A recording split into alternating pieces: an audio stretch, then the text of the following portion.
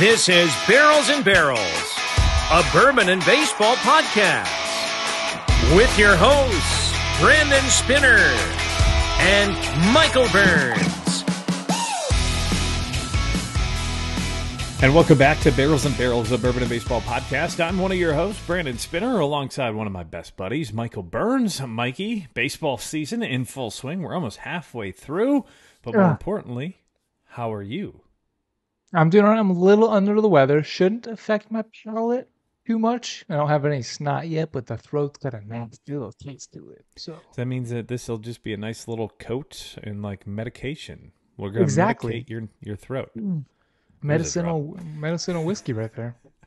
Medicinal whiskey. That's what they made it for back in the 1920s and early 1930s, right? That whole prohibition thing.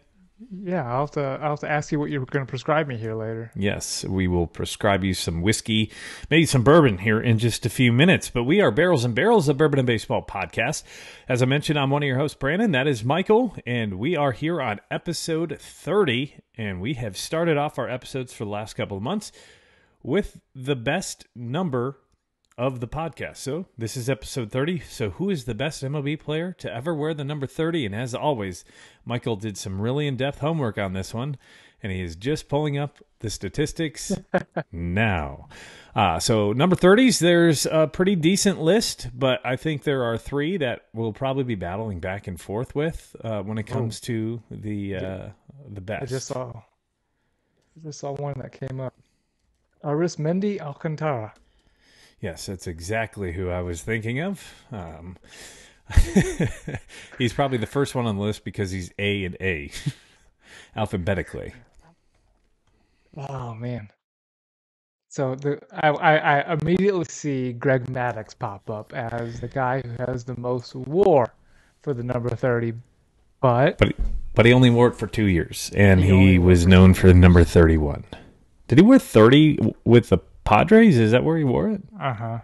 Yeah, that's exactly. what I figured. You're spot on. I was going to say he finished his last couple of years as a Padre, so that makes more sense. I think this could be our most like controversial one because there's nobody at the top of the WAR list that has like a decade or two of years. Right. Now, I would make a case for three players with this. My first player is Ken Griffey Jr. He wore it for 6 years with the Reds from 2000 through 2005. I think the other name is Nolan Ryan, who wore it for, I believe, 12 years between stops with the Mets and the Angels. And then the other one is Tim Raines, who was a pretty great outfielder for the Expos and then went to the Chicago White Sox. That's where I remember him from because I grew up in Chicago in the early 90s. But he also played for the Yankees, but he only wore the number 30 with the White Sox and the Expos. None of the three wore it for their entire career, and I would argue that some of their numbers, it's going to be, I think, hard to determine for this one. But I'm going to lean to Tim Raines. That's what I was going to think, that just because he's worn it for for 19 years. Mm-hmm. Nolan Ryan wore it for 12. But if you look at it, I wanted to say Raines. I went back to Ryan, and now I'm with you on Raines. He's not that far off in WAR, but he wore that many more years. Yeah, Nolan wore it for 12 years, from 1968 to 1979. He went 167 and 158 with a 3.15 ERA. He did strike out 2,903 in that uniform in just 2,688 innings. So he pretty much had a Hall of Fame career within those 12 years with nearly 3,000 strikeouts. But Ken Griffey Jr., he had it for 6 years from 2000 to 2005. He hit 138 home runs. His batting average, like, listen to this slash line: 276, 369, 539. So that's an OPS of 908, OPS plus of 131. He had 110 doubles. He had a couple of years where he was injured and missed a little bit of time. He averaged 98 games within those 6 years. So I'm leaning Tim Raines.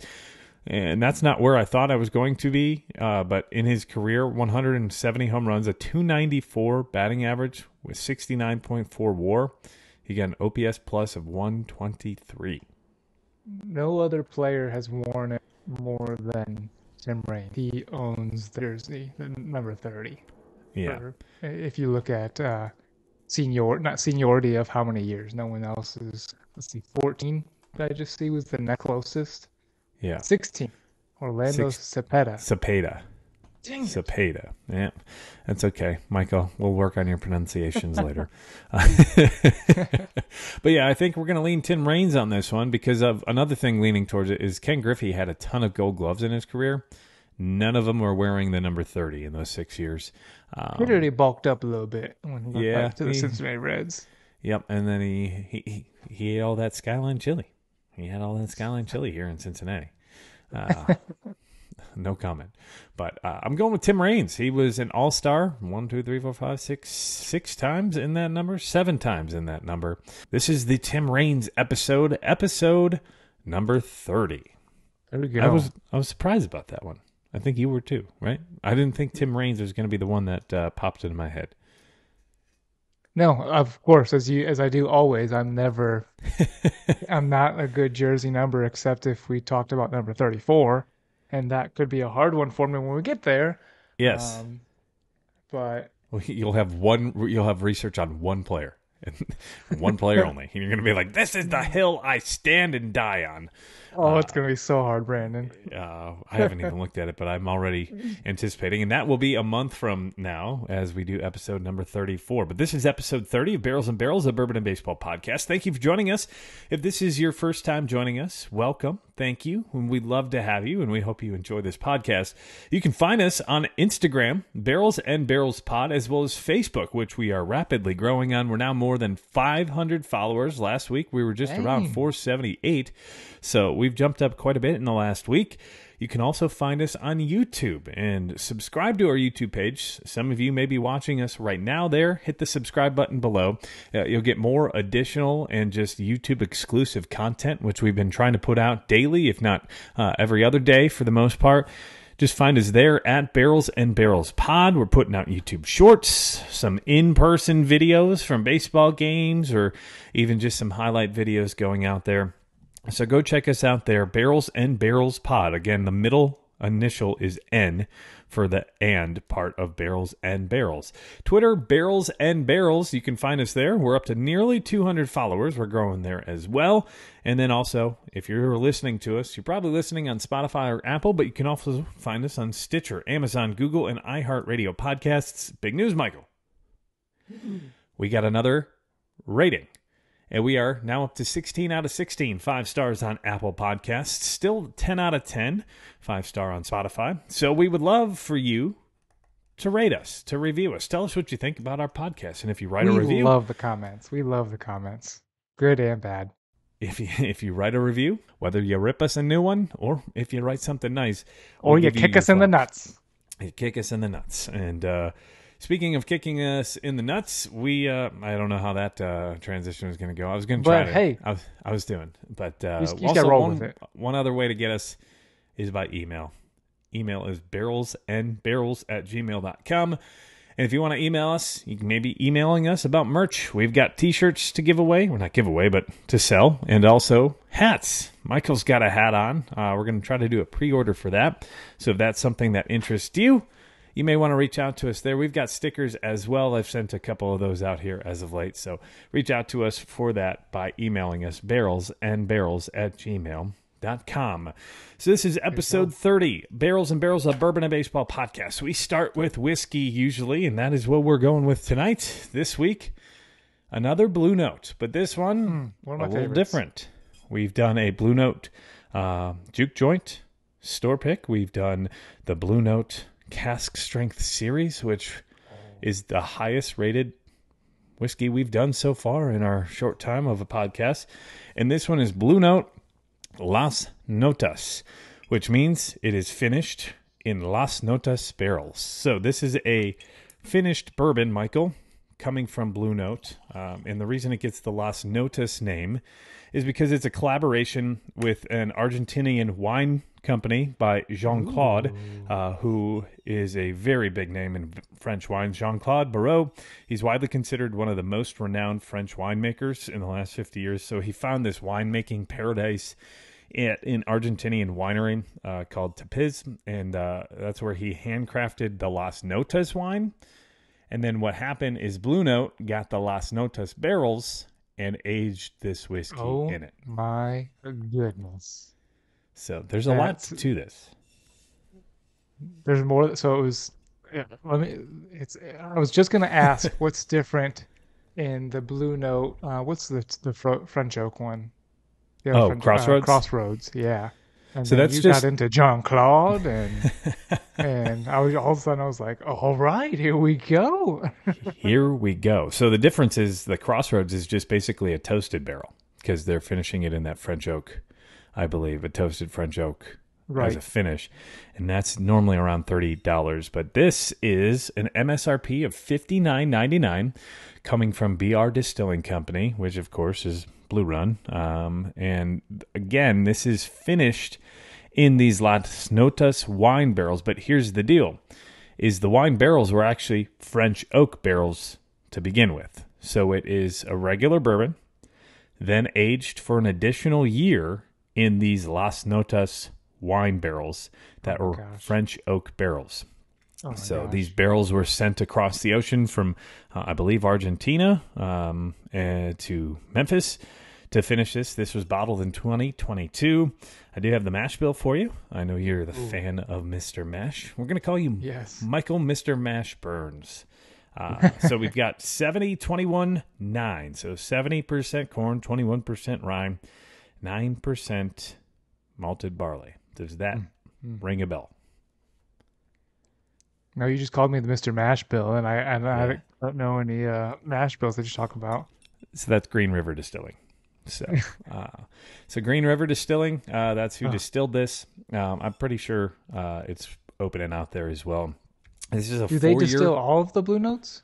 I think at this point they are, yes, as all together. I think they're at one point they were sourcing from Dickel and also from MGP, but I think fully anything we've touched in the last couple of weeks. I don't know. Remember the cask strength had part Dickel to their mash bill there? 9-year one? Yeah, their 16-year. The cask strength series that it's right here. Oh, I know. Oh, the one that we rated really high that we loved. Yeah. The Special Reserve Cask Finish series. That one had some Dickel to it. Tennessee whiskey had 19-year-old Dickel.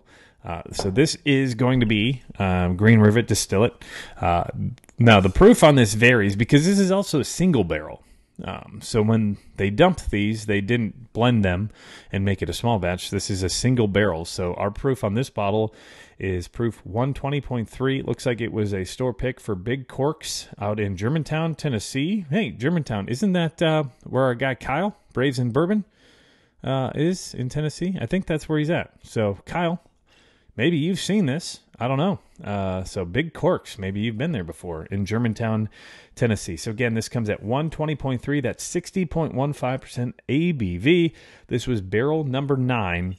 Again, 4 years old and then aged additionally for 1 year in those French Oak Las Notas barrels. Any questions, Mikey? What are the Las Notas barrels? Just a certain, do you know the wine type that was, or is that? So it looks like it is does it say Cabernet? Okay, so types of grapes are Petit Verdot, Verdot, Cabernet Sauvignon, Cabernet Franc, and Merlot. So I'm assuming those are all red. It might be a blend. It's all red, yes. Yeah. So this is a red wine. Region is Argentina, and it's Tapiz is the winery. So have you poured yours yet? I have poured it, of course, to get the aromas building in my glass of this thing. I'm so excited for this thing. Because I like a good red wine. I don't choose it all the time, but because I grew up Catholic, so grew up drinking red wine. The body of Christ. The blood of Christ. But yeah. This is the blood of Christ. Yeah. Yes.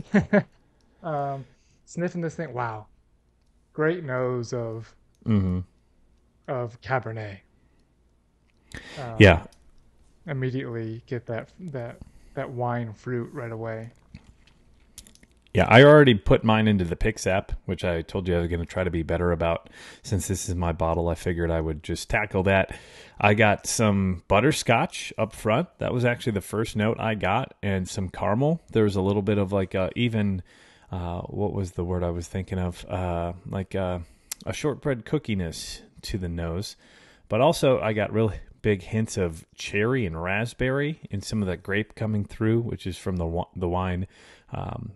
I had a little bit of lemon come in and some leather and even a little bit of that oak. There's some oak to it. You definitely get some of the oak, but for sure. Not huge, but there's some decent oak, I think. Yeah, I definitely can tell this is a bourbon. What do you think of the color? Do you think there's any red hue to it? There is definitely a mahogany. I think mahogany is the word I would. Many leather-bound books in my apartment smells of rich mahogany. I think there's some red to it. I just splashed this all over my mustache. I was trying to sniff it. I just splashed it all over myself there. Oh, it smells good. It smells delicious. It's not overpowering fruit. And the one that I always think of overpowering fruit is barrel dovetail. Yeah, that's one that is so fruity. Dovetail. No, I do. I've come back to it.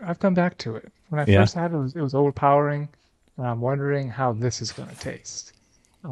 But this is Las Notas. This is one barrel, not a blend of many. Right. Have you given it a little nip yet? A little sip? A little nip. I like that. No, I have not given a little nip. I saw you did there. What's that coating doing for you? I think instantly you feel, a dryness to it, and that's definitely in my mind the red wine. Right? It's got a little dry, but it's got a carbonation feel to it to me, like a little pop roxy. I know I've used that before, but I think it's like carbonated, right? Not necessarily that the whiskey's carbonated, but that's kind of the mouth feel I get out of this. It's kind of sharp as well, like a dry sharpness, if that makes sense. But that's the initial blast I get. There's a tingle right up front. I've got a little bit of everything. There's a lot going on with this. That was crazy. It's almost like it engulfed my mouth, but in a different way. This sounds weird, but it tasted like I have a tube in my mouth, and it didn't hit the center of my palate. Oh, okay. So like you're getting sprayed at the dentist? I don't know, but the way when I like that, I don't know if it's the dryness that's coming through of the Las Notas, of the red wine, that did that. That could, that's what I would expect of a dry wine to do. But that slapped me, and I really couldn't focus on anything else. I'll dive back in. That dryness there. Yeah, I thought it was dry. I do get a ton of flavor to it, though. There is so much going on. Oh my gosh. Is there one flavor that sticks out the most? Fireworks. Fireworks in your mouth? Not like pop rocks, but like it's like a carbonation, almost like a hot carbonation to me is what I thought it felt like. Like someone just blew off a bunch of fireworks, that smell of gunpowder. That's almost what I get here, in a mouthfeel. Like when you smell it and then it's like a smoky, I guess it would be like a smokiness to it. Yeah, like you're talking like the sulfur you smell from a firework? Yes, that's what I would get, like a mouthfeel here. You're getting a sulfuric mouthfeel? It's just like the way it's coating my mouth, Okay. It like explodes in your mouth. Yes, it just goes sideways. I don't get anything in the middle. Maybe that maybe I need to go get a test from Walgreens here or something. I'm getting no taste on the middle there. I'm getting on the sides, though. It explodes fantastically. So what are your notes? Like, what do you get? Let me take another sip here so I can talk about it. It doesn't linger. Does it linger for you at all? A little bit. It dries out to me real quick. Yeah. But I do think that there's so much coming at you with this. There's a lot to take in. It's like fireworks. It explodes in flavor, but also there's a dryness right to it right away. I've said it a couple times. It's like a carbonation, but pop roxy carbonation for me. I got dark chocolate.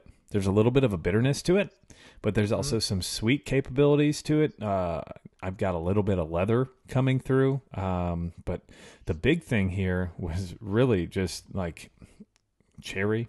I got some grape, molasses, even some coconut trying to come through, some rye.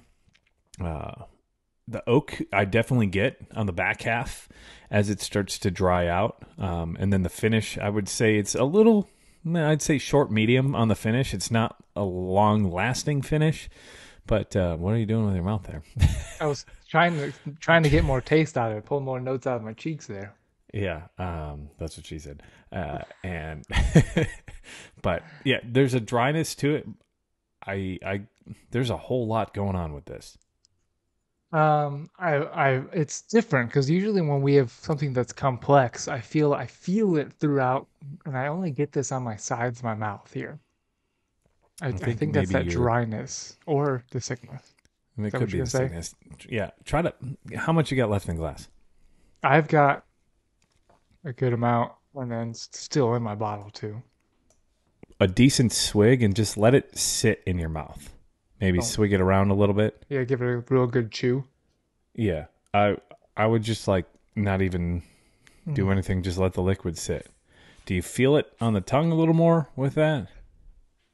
It still is dry, and it's like a fireworks. It's like, I'm not saying sulfur, but it feels like I'm in the middle of the street and people just blew fireworks off, and that's the toastiness, smokiness I'm getting in my mouth. I'm calling CVS or Walgreens right now. I'm gonna get a, hey, my water test shipped to you. My vitamin water here tasted just fine. Okay. I've got like when I hold it in the mouth like that. There's, excuse me for all the immature people out there, but there's a creaminess to it. Nuttiness? I do feel no, a creaminess to Okay. it. I think that there's it coats well. Overall, I think this is a fantastic pour, and I'm going to go out there and I'm going to say all-star again. I've never had a first like a palate tasting like this before, where it's just dry. I'm enjoying the pour.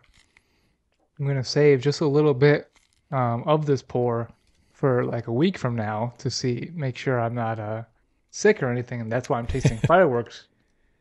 But it smells delicious. Even with that dryness, I still enjoy this thing. Yeah. What do you rate it?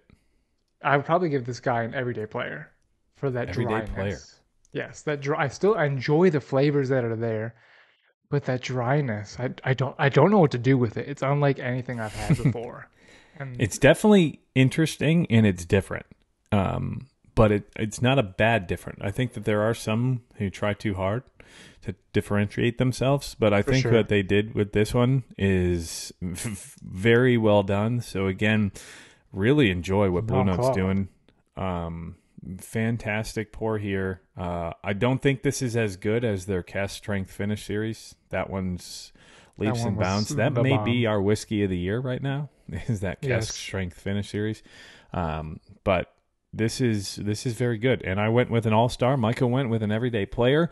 That is on our Barrels and Barrels, a Bourbon and Baseball podcast rating scale. If you're new to the program, we rate it in a baseball standard, and that is going from Hall of Fame, which is top of the top. Only 1% of baseball players make it to the Hall of Fame. There's only 1% of bourbons and whiskeys that we would rate as Hall of Famers, the best of the best. Next is the all-star. Every team's got an all-star or multiple of them.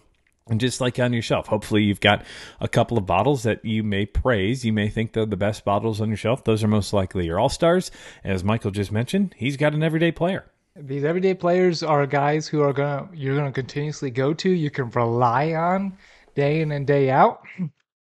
But then there are the guys who you still enjoy and are great in certain situations. And Brandon, those are our bench players, right?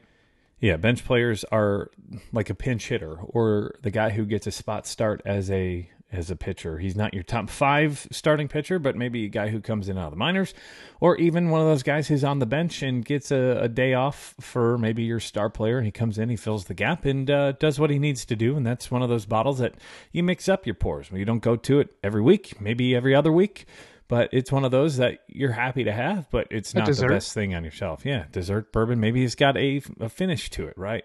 Where it's not something you're going for every day. And then finally, you're going for the DFA, which is the final one on our list. That means you're off the team. Get out of here. We don't want you on our shelf. We don't want you in our house, or if we do, you're probably going to get mixed with Coke.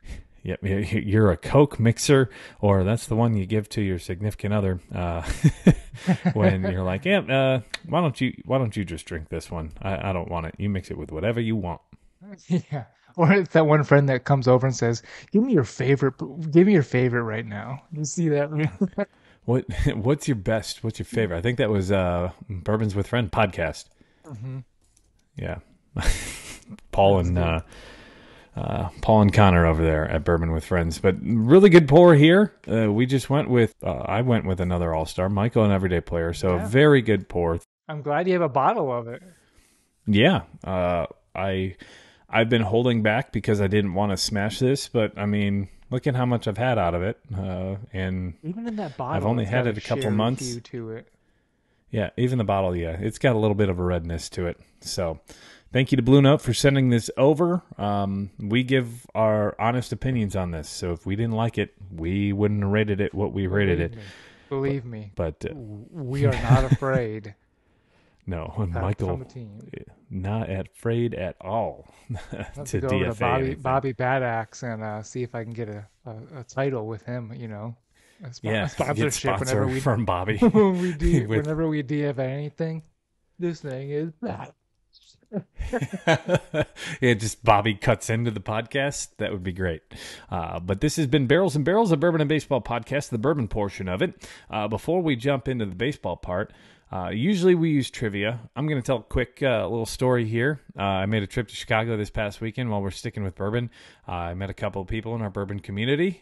John O. Oliva, that is at the Dram Daddy on Instagram, and Alex, the Bourbon Rebellion, hung out with them on Friday, had some great pours. I think we had 8 or 9 different pours, which were all great, but Penelope Looked like a Rio, great lineup you guys had. The lineup we had, John's got a ton of bourbon and a ton of whiskeys, and we tried anything from Hemingway Rye to Jack 10, and then we jumped and finished to a Penelope Rio, which was, I'm telling you, it's great. And then also on Saturday, I got to hang out with more whiskey people, more bourbon people. Malloy's Finest Spirits in Glen Ellen, Illinois. I think it's Glen Ellen, but the address said Wheaton, but they call it the Glen Ellen store. So I don't know. I'm going to say Glen Ellen. But there was a whiskey fest there. There were 50 different whiskeys to try. Tried a decent amount. Walked away with a Still Austin cask strength. It's right here. I already popped it open. And we are going to have a review on that here soon because, Mikey, I just shipped you out a package. You got a care package on the way. But hung out there. Hung out with some cool people from Blue Run. Met Kevin from there. Ginger Jess on Instagram. She's with Sagamore Spirit. But tried a bunch of different whiskey. It was real cool. So if you ever get a chance to go to maybe your local liquor store and do a tasting like that, or a fest if they hold something, take the opportunity, because you get these little, I call them like cough syrup samples, because that's about how much they pour, right? What you would give a kid in cough syrup, enough to get a little bit of the palate and the flavoring, but not where it's a full pour. So you can try multiple of them. But it was really cool. It was really fun. Hung out with JW Bourbon. That's Jamie. 630 Whiskey. Aaron. Got to meet Ramiro, who is 2221 Woodworks. Dan the Taco Man, as well as Rob's Garage. So all the cool people were there. Missed out on a couple people, but really cool time this past weekend. It's awesome. Yeah. Looked like you had a lot as an offering there at Malloy's there. It looked like it was crowded. It was packed. There had to be about 500-600 people that showed up through the entire event. I don't know if that's an accurate number, but I'd say that's a pretty decent number. But got to try some good stuff. And speaking of good stuff, there's some good stuff going in baseball, Michael. And the Cincinnati Reds are the hottest team as we start this podcast. And currently, they are up 7-2 in the bottom of the 5th versus the Colorado Rockies. So it looks like they may go on to win 10 in a row. If they do that today, that would be tied with the 2012 team for the longest in the last 11 years. They hadn't won 8 in a row until 2012, and they've done that. Of course, 9 last night. Today, game 10, if they win it, 2012 was the year they last won 10 games in a row. Who was the winning pitcher in game 10? In 2012? In 2012. Let's go with, I can see him right now. He's a righty. Bronson Arroyo. Bronson Arroyo is a great guess, but that is incorrect. It is Matt Latos. Do you remember that guy? Latos. I do remember that guy. There's a great, after his career, he still tried pitching. An independent ball. Yeah, he's the guy who hit a guy, walked towards the batter after hitting him, threw down his glove, and just started brawling with the guy. It was great.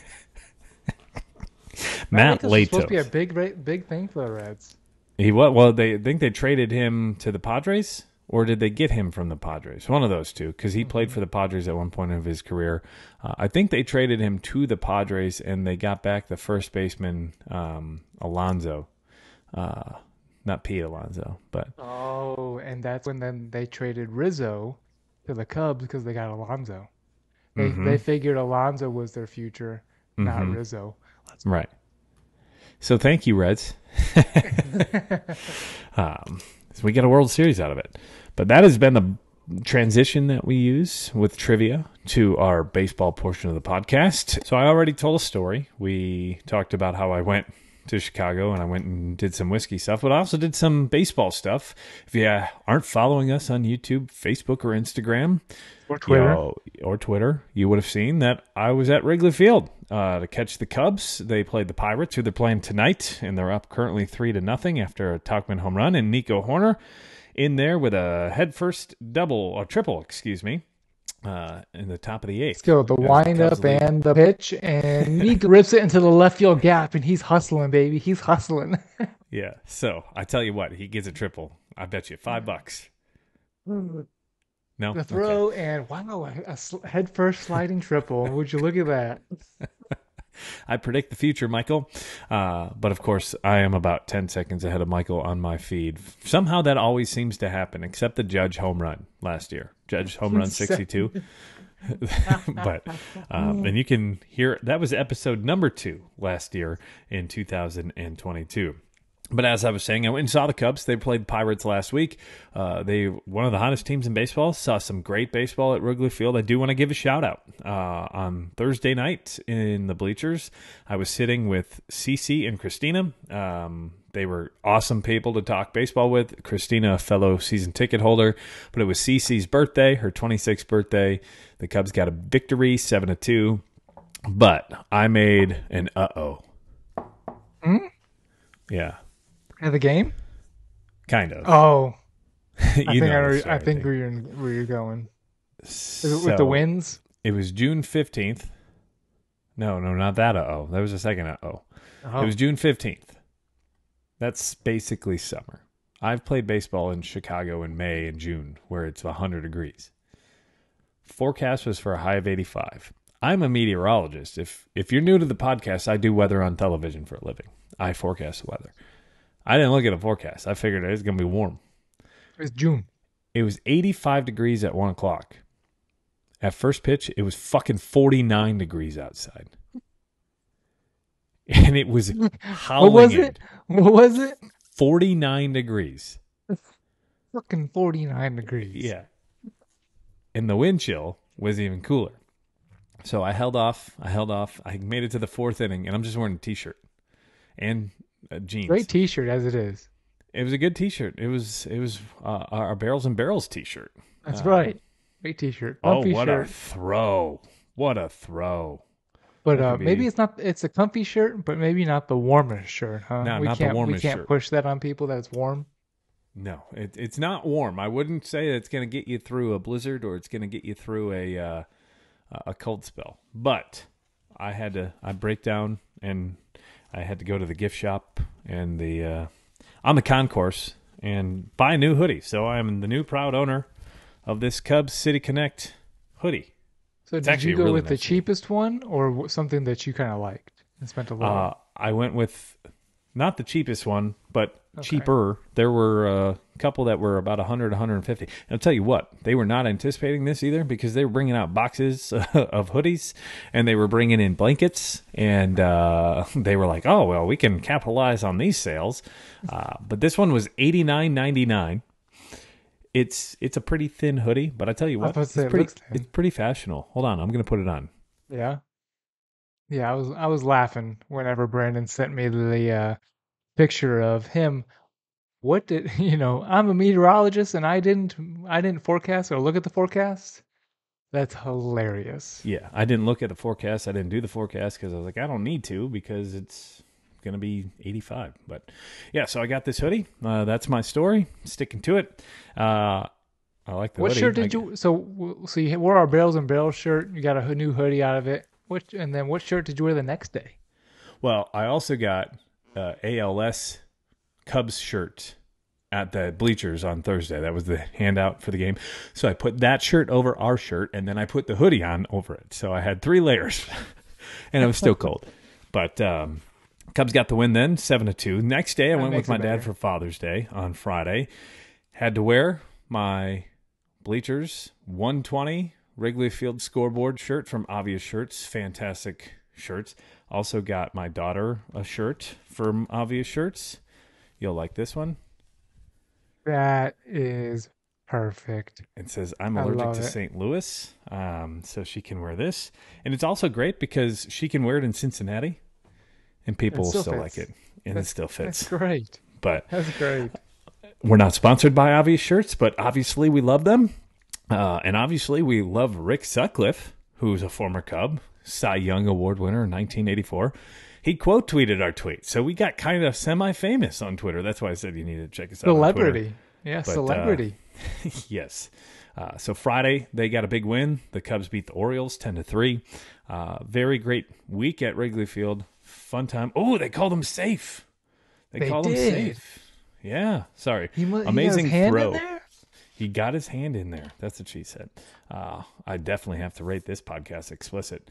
But that was a heck of a throw by the left fielder, Palacios. Man, wow. The catcher just didn't get the tag. Hedges just didn't get the tag on him, I don't think. But really cool play. Celebrations, Seiya and Horner. But yeah, I had to head out to Wrigley Field, and I did want to throw something else out there. I'm kind of disappointed in Ian Happ. He went 3 for 4. He had Cycle Watch, but that's not what I'm disappointed in. I don't know if you listen to the Compound Podcast. That's Ian Happ's podcast, as well as Dakota Mekas, as well as Zach Short. But they're sponsored by Parse Rum. No free ads. We're not sponsored by Parse Rum, but they say in the podcast that it's just, the rum for whiskey drinkers. So maybe we'll have to do a Parse Rum review. Bro, I had a aged rum. It was aged 22 years. It's one of the most delicious things I've had. Yeah. Well, Parse makes a 3-year, a 9-year, and a 12-year. So I'm going to have to tag them in this. But so Parse Rum is their thing. That's who sponsors the Compound Podcast. And on the podcast, they do a thing where Ian says, when I say Parse, you say rum. And then he says Parse, and the other guys, in your case, rum. Would have to say rum. So I screamed it from the bleachers. When I say Parse, you say rum, Parse. And he didn't turn around. Didn't acknowledge me at all. So I got big leagued by Ian Happ. So thanks, Ian. That's why he was sat the next day. He went 3 for 4. That is what it was. Who sits a hot player like that? Yeah, I talked with Rossi, and that's why he got the bench on Friday. I'm just kidding. But Ian Happ had a great game. He went he went single, double, triple, 3 for 4. He had 4 RBIs in that game. So he had a heck of a week last week. Great games you were at. Yeah, and speaking of a heck of a week, the players of the week were announced today. Oh, he just struck out, and he's getting into it with the umpire as I'm talking about Ian Happ. He's like, that ball is not even in the strike zone. Yeah, that was not a strike. That ball was about a ball and a half outside. I love how we can do play-by-play while we podcast, and we hopefully... Oh, that ball was way up, and it was sort of outside. Even the ump kind of hesitated. Okay, well, moving back on. Players of the week were announced today because of the holiday yesterday, but the NL Player of the Week goes to... I thought there were 2 players who could have won this, but it goes to Michael Harris of the Atlanta Braves, who had a great week. About time he started to play. He led the league in batting average at .556. Slug .963. He had 3 home runs, 2 doubles. He had 9 RBI. I don't even think he was the best player on his team last week, but he got the NL Player of the Week.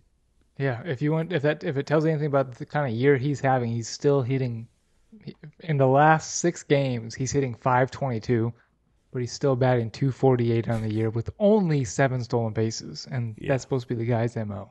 And he was the Rookie of the Year last year, so he's having a little bit of a sophomore slump, but he just came back the last week with his best week of the year, and we'll see if he gets hot. Man, I don't know if there's anybody in the NL that can compete with the Braves.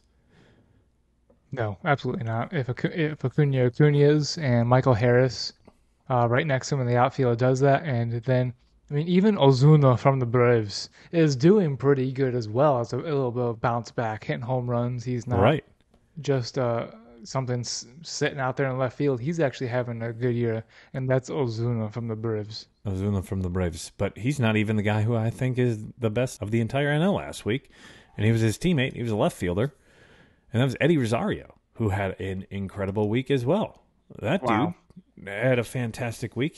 I think he hit 5 home runs. He hit 5 home runs, 11 RBIs. His OPS last week was 1.614, which was the best in the National League. 1.6.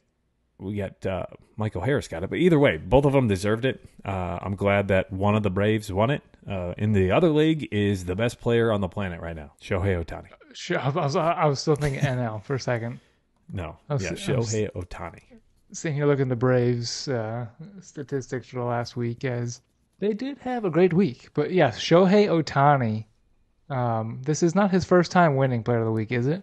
It's his fifth career, but it's his first one this year. Okay. He's been in the league since 2018, so that's one a year for the last couple of years, and 2021 was his MVP campaign. But the monster week that Ohtani had, 6 home runs in 7 games, 6 and 7, 2 doubles, drove in 12. His average is .435, but get this, his slugging was 1.304. His slugging. And he had an OPS of 1.892. Oh, and he got a pitcher win in one of the games last week, too. Goodness gracious. Right? Like, how incredible. What's great is one of our followers, Daniel Howard, had Shohei Ohtani not his offensive lineup with that in the week. He just had. He didn't have him in his lineup? With Ohtani, you have to choose hitter or pitcher. You can't do both. And he chose pitcher, which wasn't bad, but, as a hitter, like you just said, 1.8 OPS. 1.8. Yeah, nearly 1.9. 1.8, but nearly 1.9. Insane week. He's having 5 points. Goodness gracious. Yeah, the entire month of June that he's having this year is insane, but just his line so far this year, he's hitting 300. He's got a 384 OBP, slugging 632. So he's got an OPS over 1,000, and that leads the entire league. He's leading the league in home runs. And speaking of the league leaders in home runs, he leads Pete Alonso, who just came back, who's got 22. Good. Yeah, he came back this weekend, but Ohtani's got 24. Pete Alonso's got 22. Jorge Soler leads the Marlins and is second in the NL at 21. Matt Olson, there's another Brave, at 20. Kyle Schwarber, Mr. June, is at 20. And then Aaron Judge sits in 6th at 19. And those statistics right there on YouTube on this side. Nope, it's that side, Brandon, on that side of the screen. But Ohtani having another MVP season, man. Yeah, I didn't realize what kind of season was having until all of a sudden he took the home run lead for the MLB with, I think, 22. 20 is when he took the lead from Alonso at 21. Yeah, he tied Alonso at 22, I think. Okay. But his month of June is incredible, too. Have you seen any of those numbers? We're still at June 20th, too. There's still a week and a half of June left. So here's his June slash line. 400, 500, 938. So an OPS of 1438 with 9 home runs, 20 RBI, which leads the league in all of those categories, 16 runs. He's got 6 doubles and a triple, 26 hits. And that's just on the batting side of things. Remember, he's also a starting pitcher. He's 1-1. His ERA is not great, but it's a 4.76, which is a 5 in the line. Like if your fifth starter had a 4.76 ERA, you'd be okay with it. Right. So even though he's not pitching like an ace, he's hitting like the best player on the planet, and he's also providing some pitching. 15 strikeouts in 17 innings. He has given up a couple of home runs, but he did also pitch against the best offense in the league at the Texas Rangers last week and still got the win. Yeah, the Rangers can do some damage, and for him to limit them like that and get the win, like you just said, the guy's good. We're almost halfway through this season, and I would say he's probably your MVP at this point. And if we harken back to our predictions episode, we both picked him as our AL MVP. So everything is right in line. Everything is awesome. Everything is cool when you got Shohei. That was pretty good. We're going to have to create some parody songs, too. Maybe that's how we're going to make it famous, Michael. But speaking of famous, we're going streaking through the quad and into the gymnasium. There are some hot baseball teams right now. In the National League overall. In the National League mostly, yes. There are 6 teams who last week were 7-3 and better, and really the Marlins were the only team at 7-3. There were 4 other teams at 8-2, and then the Reds at 9-1. I want to touch on the Phillies, who I looked at the standings the other day. I knew the Phillies got hot, and this is a shout out to Dave Edwards, who follows us on Facebook. But the Phillies are 4 games over 500 coming into today. Yeah, the Phillies. I mean, finally coming back after an abysmal start. From being the World Series NL representative, and then having Trey Turner having that WBC, the Phillies expected to be, I predicted them to win it all. I'm pretty sure. Go back to the World Series and win it all. But hey, they made it in as the 6th seed last year. First time to have a 6th seed. That's all you got to do. Get in. That's all you got to do is get in. But I mentioned going streaking. In the month of June, the teams with the 5 best records in the month of June, all in the National League. The Braves are 13-3. The Phillies, we just talked about it, 13-4. The Giants are 12-4. The Marlins are the Giants. San Francisco, 12-4 in the month of June. 2 of those losses coming to the Cubs. Miami Marlins are 13-5, and the Cincinnati Reds are 12-6. The other team that's streaking, our Cubs, they're 10-7 in the month of June, but more importantly, after tonight, they'll have 9 out of 11 in their last 11 games. Freaking go. Yeah, so they've played much better baseball. They're in contention, but the first place Cincinnati Reds. Not to poo-poo on that, but the Reds sweeped the Cubs. Did you see that statistic? When the Reds swept the Cubs a couple weeks ago, if they'd gone the other way around, the Cubs would be right there tied with Milwaukee for first place. But anyways, yes, the first place Reds. What I feel like has been, I think this is the furthest the Reds have been in first place since 2012. Maybe 2012. Yeah. Poor Joey Votto, man. That's what all I got to say is the guy has not had a winning team most of his major league career with the Reds since over a decade ago. Yeah, like 2010, 2011, 2012, I think they were really good teams. But since then, didn't they make the playoffs in 2020 in the shortened season with Trevor Bauer winning Cy Young? Or did the Cardinals make that playoff? I don't know who won that division. I can't remember. Did the Cubs win that division in 2020? That was that shortened season in 2020. And as I look, the Cubs did win that division. The Reds finished 31-29, so not as good as I thought. So the Cubs won the division at 34-26. So yeah, they haven't even had that great of a team in a long time. And speaking of Joey Votto, he's back. He came back yesterday. Rotator cuff surgery, 10 months to the day from the surgery he returned. And what's he doing his first home run? Joey Votto still bangs. He hit a bomb to right field in his second at-bat. I loved the video that he put out. Did you see that video they put out with his red the cowboy suit? hat? The cowboy hat, the bolo tie, and the red suit. Oh. Walking out. No, it was pretty cool. Yeah. If you were a Reds fan, you were digging it. well, living in Reds country right now, I can tell you what, people are going nuts. And it's cool. It's cool to be in a city where there's a baseball team that's having success. Coming into today, they were 38-35. Looks like they're going to go up to 39-35 because they're up 8-2 over the Rockies in the bottom of the 7th. So we can basically say it's 10 in a row for the Reds, most likely. This first time, as I mentioned in our trivia question, since 2012. But the Marlins are playing great baseball. They're near the top of their division. If it wasn't for the Braves, the Marlins would be one of the best teams in the National League. And then the Arizona Diamondbacks have been playing well. They were only 6-4 in the last 10 games, but still they're continuing to win. But the Giants, they're only 3.5 back in the NL West.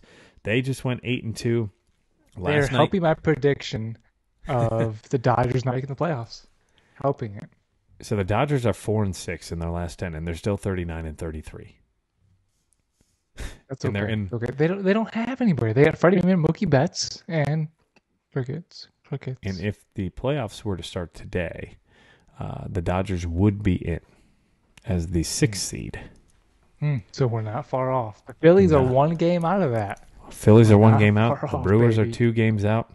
And the Cubs are 5 games out of the wild card, but they are 3.5 games back of first in their division. So the Cubs playing great baseball. The Reds playing great baseball. Giants, D-backs, Marlins, Phillies, and Braves. And the Braves, we haven't really talked much about their success other than the players of the week, but they just went 8-2 in the last week. They're on a 6-game winning streak going into Philly this weekend.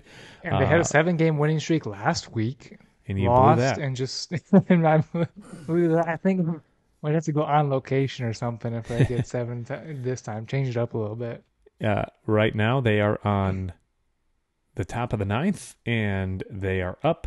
Bottom of the 9th. It's 4-1, and Iglesias has 1 out in the bottom of the 9th. So looks like they made on the hill tonight. He only gave up 1 run. Finally, he's looking like Spencer Strider. He did give up 8 hits against a hot Phillies lineup with 9 Ks, but maybe this is Spencer Strider righting the ship. Mm-hmm. And Ranger Suarez was the pitcher for the Phillies coming into this game.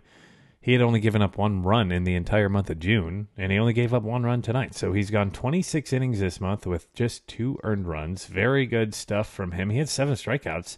He's been one of the best pitchers in the league here in the month of June. Him and Taijuan Walker are really the resurgent part of that rotation for the Phillies coming back. So really good stuff in that division. That's a fun division. That NL East. If only the Mets are going to Met. The Mets are supposed to have that star-studded rotation of Max Scherzer, Justin Verlander. They had Taijuan Walker these last few years. Mm-hmm. They've got Kodai Senga, They had and Stroman they're a below couple years 500. ago. Yeah, they're below 500. They are 34-38 coming into play today, and they're currently losing to the Houston Astros 3-0. We say that so negatively, but it's the Cubs' exact record. Right. It's just how they got there and the expectations, right? Like the Cubs We're not were spending $80 million on 2 pitchers. 2 pitchers. Yeah, and they won 100+ games last year, didn't they? They went 101, like 101-61 last year or something and like got that. second place. And got second place. So the Mets were expected to be one of the best teams in baseball, not necessarily just the National League. But maybe I just jinxed the Braves because the Phillies are now at 4-2, and they've got the tying run at the plate as Marsh just got a single, and it's Kyle Schwarber coming to the plate. Oh, no. So here we You go. pouring some more Las Notas there from Pouring some more Jean-Claude? Las Notas. Yeah, no, more Jean-Claude. I want those 7 points. Don't jinx it. I need Strider to get the win and give me my 7 points. Well, it looks like it's going to be a good ending in Philly. As we're moving forward, a lot of great baseball, especially in the National League. I saw the Orioles in person. They're an impressive team, even though the Cubs beat them 10-3 last week. They've got some guys like Gunnar. I was watching batting practice. I sent you the video of batting practice, didn't I? Just some of the bombs that they were hitting, and it was gusting in. Like the winds were howling in. So that Orioles team's going to be a fun one. We've already talked quite a bit about them so far this year, but they're still up there, and we'll get to them in our power rankings here shortly. One thing I want to circle back on here, Michael, was last week, right before, or as we were recording, we were talking about the Oakland Athletics. They were going for their 6th win in a row. They got that. They got 7 in a row last week. They did. And their 7th win in a row happened during that boycott that we talked about, the reverse boycott. And you and I made a little wager. Yes, I did. I did come through that. I was very surprised. I didn't think people would turn out. I mean, even when the A's are good, I feel like they don't turn out. But So I was thinking about that earlier. Go ahead. I lost that first Barrels and Barrels chug bet there. 0-1. I wouldn't really call it a chug bet bets. because I think you just kind of did like a little sip from the bottle. So It was 1 o'clock in the afternoon. I was at least trying to fulfill my bet. Braves win. There's your side part of the podcast. But yes, go check out our Instagram page. Michael with his fulfillment of his sip. Even I think Smooth called you out. Jenny called you out. I couldn't believe that. Within like 5 minutes, 2 people immediately was like, "Wow, really? Yeah, that's it." I couldn't believe the first 2 comments. I was like, "Oh my gosh!" You got your 7 points. Spencer Strider just got to win. But yeah, so Michael fulfilled it. I do want to give a shout out to the Oakland A's fans, right? Like, hell yeah to you. You guys showed up. You showed out. 27,500 plus, I believe, was the official number. And if I watched the game because I was interested to see what it was going to look like, that place was electric. And I was looking at some tweets today, and a big shout out to Gamer_Athletics, not only on Twitter, but also on Instagram. He was part of the guys who set up that reverse boycott. They were tweeting some things out. Josh Donaldson was talking crap about the Oakland A's back in 2014 about how they have more money than they lead on to it. Yeah. And did you see the quote? No. And did you see the quote from Josh Donaldson? No, I didn't. You can only see your best players or your favorite players get traded away so much before you stop showing up, right? Like, imagine if the Cubs consistently just traded away Chris Bryant after 1 or 2 years, or Anthony Rizzo after 1 or 2 years, or Derek Lee, or if Kerry Wood was traded when you still have 3 to 4 years of control, right? Control. So you could hear the anger just talking about it, and that I didn't even get deep into it. Right. You just so riling me up right there. But think about that. Like, would you want to go support the team? So I don't think this is on A's fans. I think that this is on ownership. Oh, absolutely. And I mean, in a Moneyball, you could see, right. You can see Billy Bean's portrayal of Billy Bean, Brad Pitt, begging the guy for just a little bit, and him sitting there like, no. Yeah. Back in 2002. Yeah. This is, I mean, so it's been 2 decades of this game that ownership's been playing. And when they 2 win, decades. the fans show up. I wouldn't say that they all show up, but when they win, they come out and they support their team. And it was a really good showing last week. And I do want to give a round of applause to the A's fans. That was a really cool atmosphere. And I do want to make it out to the Coliseum before they move. Because right now it looks like a fait accompli because the bill was passed in Vegas, at least the first step to it, to help fund the stadium.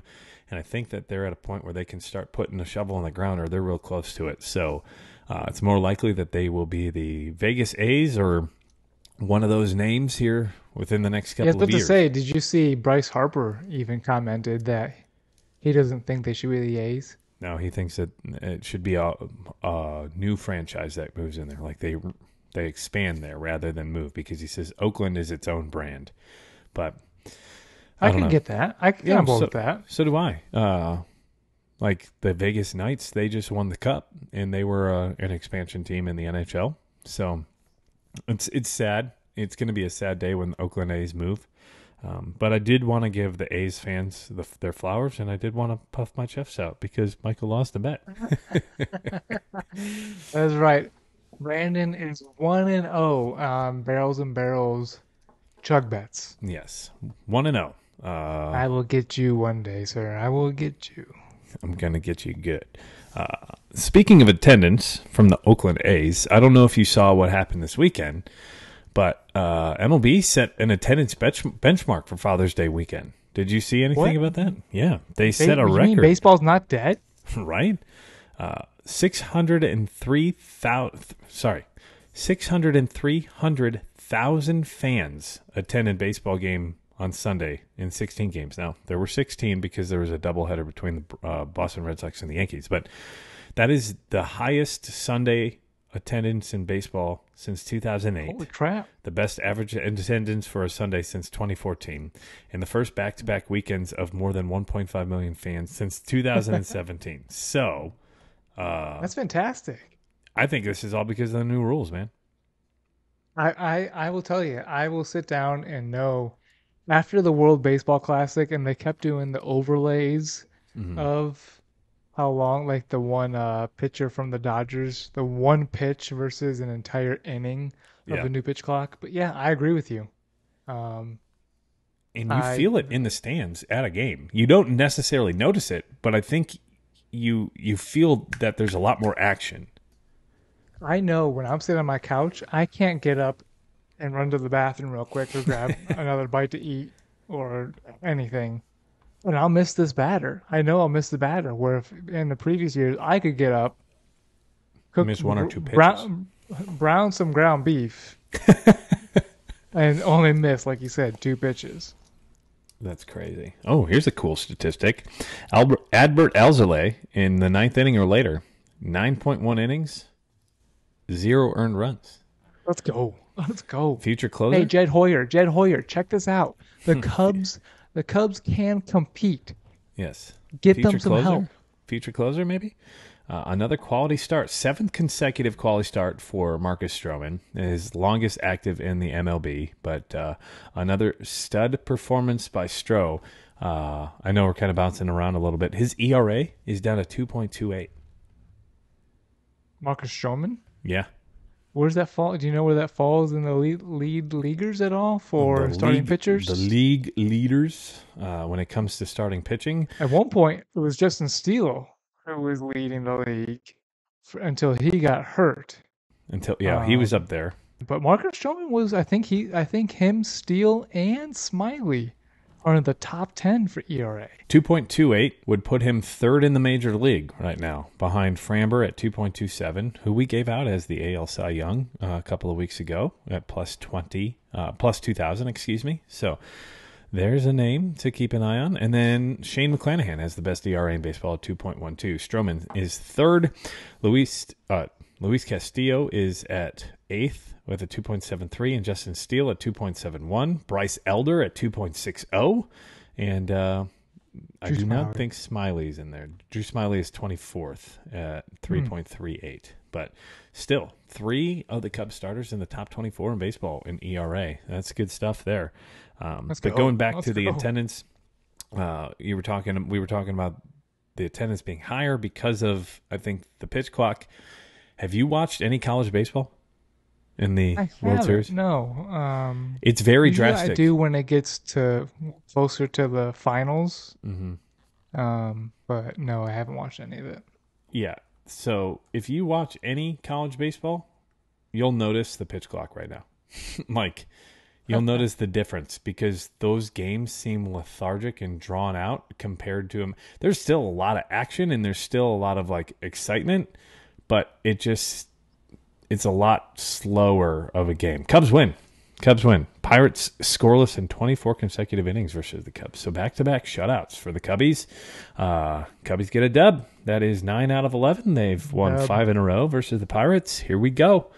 Let's go. The Rockies are trying to make a comeback. It's 8-5 now, the Reds here in the top of the 8th. If you didn't know, you were watching right here, Barrels and Barrels Big Innings, sponsored by Blue Note Las Notas. You were getting in-out live action here. We need to hold an episode live on YouTube and Facebook. Yeah, we definitely have to do that. Maybe we can co-host with Bobby, Bad Axe Bourbon, maybe do a live co-streaming with him and get our subscriber numbers up. That's another hint to go subscribe to us on YouTube at Barrels and Barrels Pod. So I've been bouncing around a little bit. College World Series, Wake Forest, Florida, and TCU. We're still waiting on the final 4 team at this point. It's LSU versus Tennessee tonight, and then we will going into the final 4. But some really cool baseball. LSU could have two. I think the number one overall pick in Paul Screenis. The Mm-hmm. dude looks like an ace, like he could pitch in the major league today. He's the guy chucking 100 and pitch 100, isn't he? Yes, Yeah. he looks like Mark Pryor. Body, Uh-oh, don't do that to him. I know, but he has Mark Pryor's body, the big legs, big shoulders. But then I think LSU has a top 5 overall pick hitter too. Mm-hmm. So that getting a little into the MLB draft, which is in July now, the All-Star break, Yeah. which I think overshadows it. I don't like that move. But No. But we'll probably, especially you, will probably do more in that hole because you're a prospecty kind of guy and you like the draft a little more than I get into. Yeah. Nerds.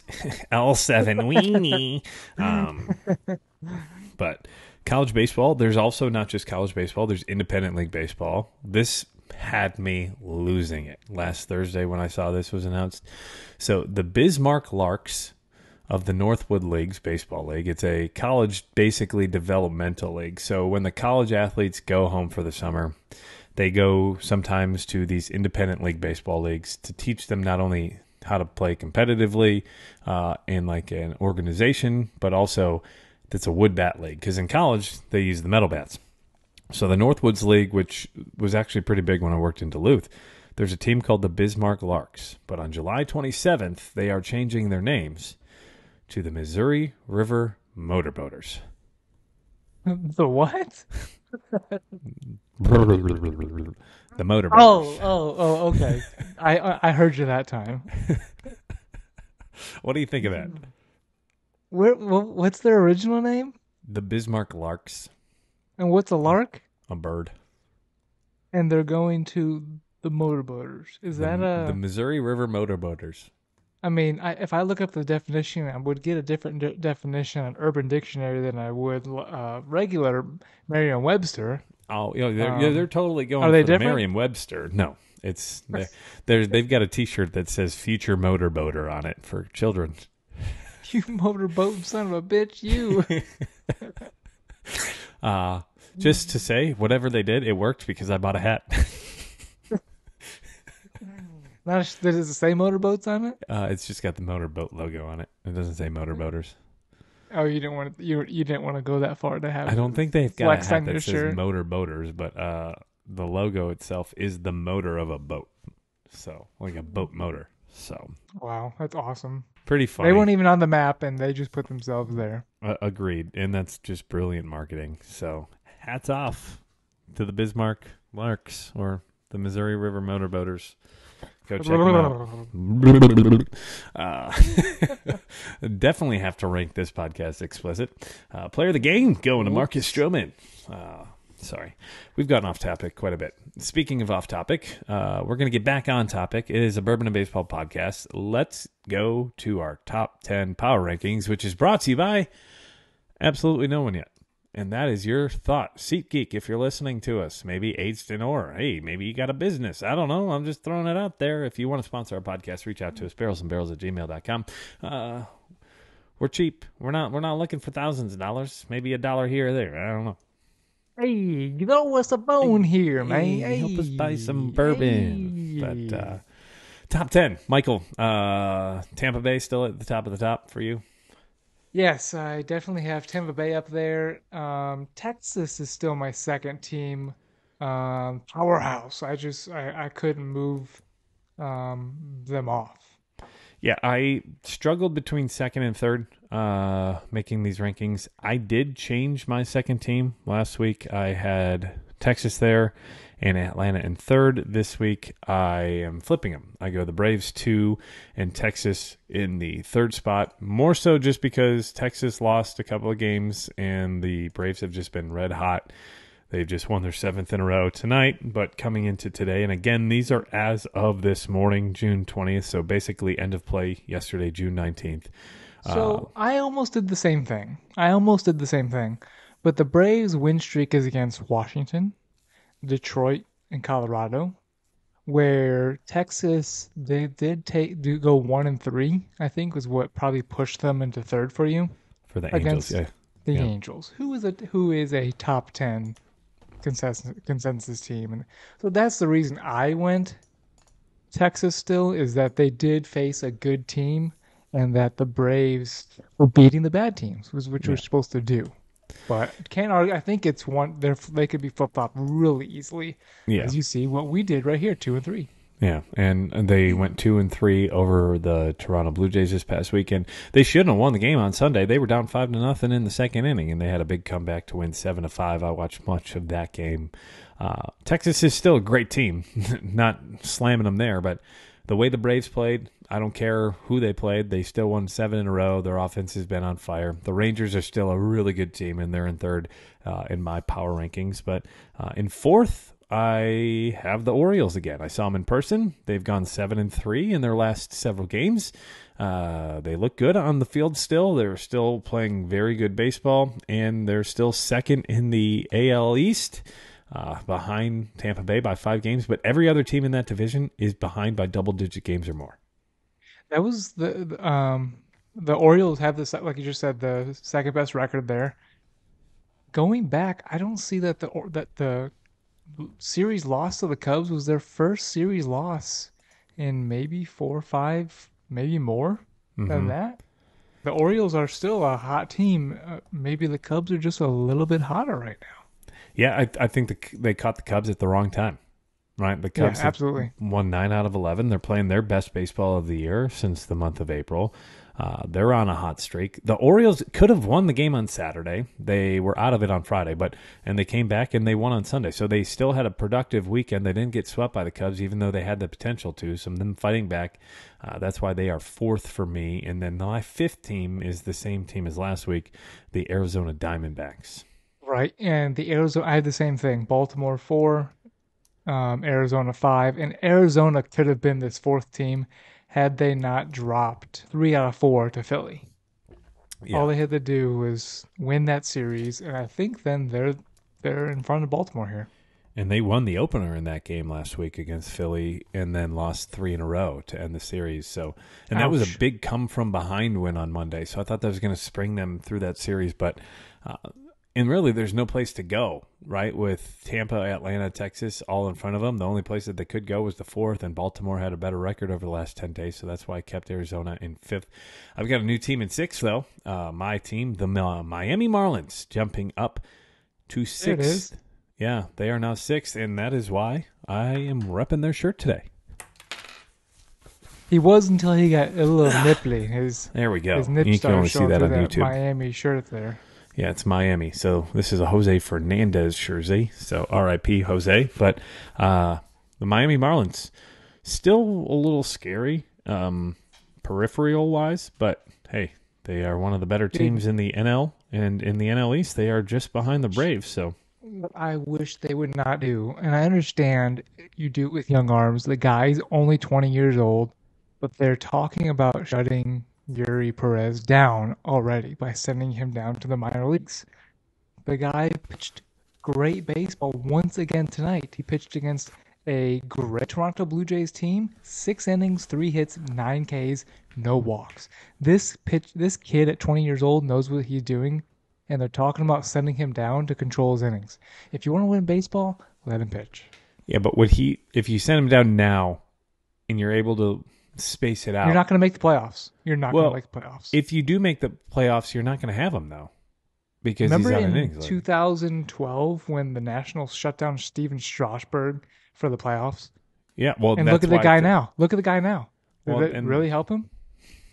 Right, but But yeah, I go mean, ahead. I'm just saying, who knows if you're even going to have him in the playoffs? If you're setting a strict limit on his innings, wouldn't you rather limit it in the middle of the year and then potentially have him for the playoffs? So teams should start doing the Roger Clemens, and instead of delaying these guys, or instead of limiting these guys mid-season when wins kind of matter a little bit more, or when you know what you're going at, don't start them. Don't start them till May or June, like Roger Clemens did his final year or two. Didn't come back until June. Yeah. So, anyways, I got off into a tangent there because it's upsetting me because Ray Perez is a fantasy team. He's No, it's been on your fantastic. See, that's the issue. If it wasn't on your fantasy team, there would be no explanation or anything. We just wasted 3 minutes of our viewers and listeners' times because of your damn fantasy team, Michael. The guy in seven starts has a 1.8 ERA, 4 wins, 36 strikeouts, and 35 innings. Anyways, Brandon. Who's your sixth power team? rankings. My sixth team is the Los Angeles Angels of Anaheim. Okay, why are they ahead of the Marlins then? So they have not lost a series since they played the Cubs and went 0-3 against them. No, the Cubs went 0-3 against them. The Angels swept the Cubs.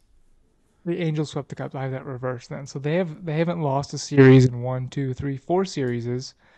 If the Diamondbacks would have done better against Philadelphia. Again, Philadelphia is the team that's making the difference here. As we talked about earlier in the podcast, they are hot. And the Diamondbacks went 1-3. Oh, we're talking about Miami, not Arizona. Yeah, we're talking about Miami, not Arizona. And I'm asking you why Los Angeles is ahead of the Marlins. You can see my bourbon glass is empty. Marlins are 8-2 in their last 10. The Anaheim Angels are 7-3. I have the Angels ahead. Is it because they beat the Texas Rangers? Yes, because they went and took a series against. They didn't split it. They went 3-1 against a hot Texas Ranger, a good Texas Ranger team. That's One of the exactly best teams in the was. league. I don't have any issues with that. The Marlins are a team where I was trying to mention it a little bit ago, but their run differential is still minus 13, and they are in second. I think that was it too. I think I look at the record and then I look at the run differential, and then what they've been doing lately as well. That's a lot. That's a component, part of the 3 things I look at there. So the Marlins are 42-32. But the Marlins are right there for me as my next team. Yeah, your 7th team. But the Marlins are 42-32, but by Pythagorean theorem record expectations, they should be 35-39. So shows you how lucky they've been in 1-run games. And their offense has not been great at all. They only have 4 more runs than the Washington Nationals, and they have the second least amount of runs scored in all of the NL, tied with the Pirates at 300, who just got shut out again tonight. My 7th team is the Angels. Again, they're jumping up 4. They were 11 for me last week, so they are jumping into my top 10 for the second time this year. They were there at 9 back in May 24th and May 31st. So they're back in the top 10. They're in 7th for me, and that's the same reason they're in 6th for you. They beat Texas, and they've been playing great baseball, and Ohtani. Right, absolutely. Who do you have 8th, Brandon? I have the Boston Red Sox jumping up 4 spots. They swept the Yankees in New York this weekend. New York. And they swept them in a doubleheader. They're 7-3 in their last 10 games. They're still scoring a ton of runs, 7th most runs in baseball. They're in that division. Ironically, they're in dead last in that division, but they're still, I think, one of the better teams. I think they're better right now than the Yankees, and I think they're better right now than the Blue Jays, so that's why they're 8th on my top 10. Right. I have Boston coming in at 10th. Okay. They did take out of 6 games from the Yankees. They took 5 of them away from, and that matters. Yep. When you're playing a divisional opponent like that, especially with the lack of divisional games that we have this year, right? The more you win against your division, the better off you're going to be. We can see in that AL East, it matters. I mean, each team is pretty about a game. The last 3 teams there are about a game spread. And as we talk right now, not to get off on a tangent, but Boston's beating the Minnesota Twins 10-0 right now. So they're pouring it on in Minnesota. Yeah, Boston's offense has always been good. James Paxton has come back with a vengeance and is looking like a mainstay for them. But they lost. A reason I have them 10th is they did have a series loss against Colorado. And my 8th team, who had a jump of 8 spots into the top 10. 8 spots. And, Brandon, they're not even my biggest jump. But this is the San Francisco Giants jumping into the top 10 out of nowhere. Yeah. They swept the Cardinals, they swept LA, and they've won the first game against the Padres. They're playing great baseball, and they're second in the NL West right now. Did they win last night against the Padres? They did. Yep. Yes, they did. Yeah. Whoa. It's a 3-run walk-off home run by Yastrzemski. I have them in my top 10 as well for the first time this year. They jumped up 5 for me. I had them ranked 15th last week. They are 10th for me, jumping into the top 10. They're plus 51 run differential. I didn't realize how strong their offensive numbers have been this year. And that's a five spot jump for you. 5-spot jump. They swept the Dodgers, as you mentioned, but they're even kind of getting unlucky right now. If you looked at the expected win-loss from the Pythagorean record, the Giants have the best record in that division because right now their expected record is 41-31. The Diamondbacks is 40-33, and the Dodgers is 40-32. So they've kind of been unlucky according to statistics here. They are 20-15 versus teams above 500. That's very solid. That's the best record in that division regarding teams above 500. They are pretty good on the road. The Diamondbacks are the best team on the road, 21-11, and they're looking like they're going to wrap up their 22nd win versus the Brewers tonight. But the Giants, they jump up to 10 for me.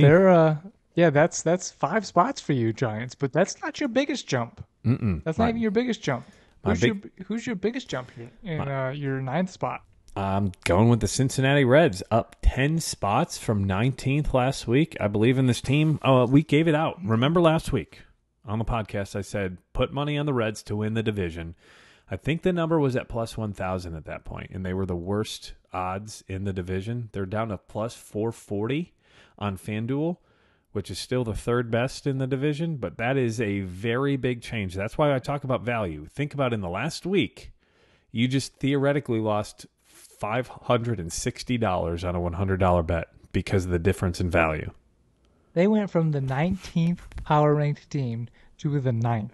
In my ranking. That's crazy. That just shows one, the Reds are red hot. And 2, 10 in a row with tonight's win. The teams that were in that 5 to 10 range have played terrible baseball. Oh, boy. So there's runners on first and second, top of the 9th, and 2 outs in the top of the 9th. The Rockies are down by 2. So the go-ahead run is on or at the plate for the Rockies right now. So we're going to have to keep a close eye on this game. But the Reds, yes, jumped to 9th in my standings. Are they in your top 10? Yeah, I have the Reds jumping 10 spots as well. They are my 10th team. Okay. Yes. One thing as low as 20. Yeah. And if we look at even further back, I had the Reds, and I think we both had them at one point. And I had them in week 2. You had them in week 3 of our power rankings. That's not week 2 and week 3 of the season. But dating back to May 10th, you had them as the 27th ranked team. Yep. They've and played now good look baseball. at them in the top 10. Even if you go back to May 24th. Freaking baseball, baby. May 24th, I had them in 27th as well. So they've played very good baseball. Their rookies are playing great. I mean, ever since they've called up Ellie, they've been, I think, if they win tonight, and even Ellie hasn't played well. Ellie hasn't even played well. Right. He had the great first 2-3 games, and since then he's hit the ball on the ground about every at bat. But that just shows you how crowded that Reds team is, and they haven't even called CES up yet. Yeah, Christian Encarnacion Strand. I thought that was going to be last night, but Joey Votto came up last night. So I was kind of right. They brought up a player that was pivotal to their lineup, just not the player I thought it was going to be. So you have to look and tell us when Strand's going to be coming up according to like promotional schedule. It might be this weekend. They play the Braves here in town this weekend. Saturday. But Friday. That's enough of a crowd. That's enough of a crowd of a top team to come in. I'll have to go and circle something on the calendar. I don't want to waste any more time for our listeners. But, yeah, so Cincinnati jumps up to 9th, 9-1 in their last 10. It could be 10 in a row with tonight here in the top of the 9th. But the one thing that's funny and kind of crazy is in that division, which is a very tight division, the Cubs just jumped to 3rd in that division with the win of the Pirates. But the Cubs are the only team in that division with a positive run differential. Every other team is 18 or worse. The Cardinals actually have the second best run differential at -13. They still suck. The Cubs have the best expected win record in that division. Not obviously you are what your record says, but the Cubs should be 38-34 according to their expected win total. Every other team in that division should be below 500 according to that statistic. But the Reds are real, and the hype is real. So, and they have more to come. This is just beginning for them. They've got another pitcher in the minors. They're one thing I think they're going to be looking for at the deadline is starting pitching, but we'll touch on more on that as we get closer to the deadline and closer through the month of July. But that's our top 10. I'll list them again. For me, I go Tampa, Atlanta, Texas, Baltimore, Arizona, Miami, LA, Boston, Cincinnati, and San Francisco. Michael. Yeah, I'm pretty close. I think we had the exact same top 10. We don't have any teams different, but just different order. I've got Tampa Bay, Texas, Atlanta, Baltimore, Arizona, Angels of Los Angeles of Anaheim, Miami, San Francisco, and rounding it out, Cincinnati and Boston. Awesome. Well, some fun, and there's a lot of parity in that top 10, right? Like, who would have thought at the beginning of the year that we'd be talking about Texas, Baltimore, Arizona, Miami, the Angels, Cincinnati, and San Francisco all being some of the top 10 teams in Major League Baseball. No Dodgers, no Yankees, no Cardinals. That's great. No Houston, no Mariners. Houston wasn't in there. No Houston. Yeah, I had Houston to jump just not to waste too much more time, but I had Houston and the Yankees both drop out of my top 10, down 6 positions. Toronto down 6 positions. Pittsburgh down 7. So while the NL took over the past week, the AL really faltered. And just missing out on my top 10 for those Phillies fans pissed off, you're at 11 right now in my power rankings at 11th place with a -13 run differential. So you said the Phillies? Yeah, and they just lost tonight. Yep, so 11 for me as well. So we're in pretty good lockstep, and we don't look at these either. Like I make mine, and then you make yours, and we put them together as we get closer to the show. But I love doing this. I love doing this with you, dude. This is fun. I can talk for hours. Cheers. With your empty Cubs glass. Thanks to Jean Claude. I got a little spitful in there. This is Jean Claude right here. Jean Claude Barreau. So yeah, this has been episode 30 of Barrels and Barrels of a Bourbon and Baseball podcast, where we bring you high proof and high heat, baby. Ain't that right, Brandon? High proof and high heat, where our proof is high, but the heat we talk baseball is even higher. Again, you can find us on YouTube at Barrels and Barrels Pod, also on Instagram at Barrels and Barrels Pod, and Facebook at Barrels and Barrels Pod. I did want to give a shout out. We had a new follower on Facebook who reached out to us, and I told him I was going to shout him out here in the episode, so hopefully he is still listening. But Doug C. reached out to us on Facebook saying that he's a huge Scotch and bourbon guy, and he's a lifelong Cubs fan. He just found us via Spotify. So big shout out to Doug. Thanks for listening. Hope you are enjoying this. Love the comment. Love the support. And speaking of support, if you could just rate us and review us on Spotify, that would be fantastic. And that's a call to anybody listening still about an hour and a half into this episode. We are on Apple, Spotify, Stitcher, Amazon, as well as Google and iHeartRadio podcasts. Please give us a rating and a review. Let us know what you think. If you've had Blue Note Las Notas, let us know what you think of that. If you agree with our thoughts. Scale? Yeah, what's it on your scale for our scale? What do you think of it? Reach out to us on Twitter at Barrels and Barrels, and if you want to email us for maybe some hats like Michael's wearing, T-shirts, or some stickers, you can reach out to us, barrelsandbarrels@gmail.com, and there may be something special coming out here in the next couple of weeks and months that may be in a bottle from Barrels and Barrels, and that's all I can say. Let's go, baby. Let's go. But if you're interested in that, reach out to us, barrelsandbarrels@gmail.com. And that's a little nugget for those of you who are still listening this far into the podcast. Micah Burns, where can we find you on Instagram? I'm at BMB_Burns. I did find out my Twitter. I've been bouncing around whether it was BMB_Burns or BNB Burns. It is actually Burns BNB, no underscore. It's the hardest piece of crap to find you on Twitter because I type it out, and it's always the reverse when I try to tag you on something. So it was taken. It was taken. It's It was okay. taken. It's okay, Mr. Burns. You can find my handle Good. at whiskey_weather. That is where you can find me on Instagram, on Twitter. I am WXSpinner89. Thank you for listening to episode 30 of Barrels and Barrels of Bourbon and Baseball podcast, the Tim Raines episode. Again, please leave us a rating and a review. Whatever you think about our podcast, we'd love to hear it. We're open to all kinds of criticism, so reach out to us there. Again, episode 30, Barrels and Barrels of Bourbon and Baseball podcast, high proof, high heat. Mikey Burns, what you got for me? Let's go.